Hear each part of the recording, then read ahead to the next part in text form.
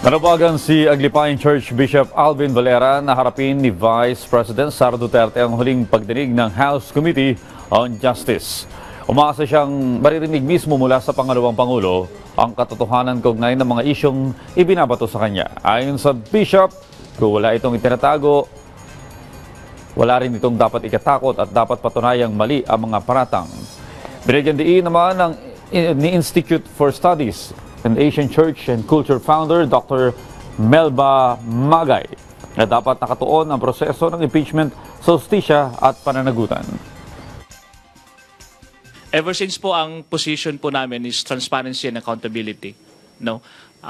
First and foremost, yun pong pinakahihintay po natin na sumipot ang atin pong pangalawang Pangulo upang magkaroon po ng enlightenment sa part po ng taong bayan. Pag medyo time-consuming, makinig sa mga hearing, mga ganon, ayaw na natin.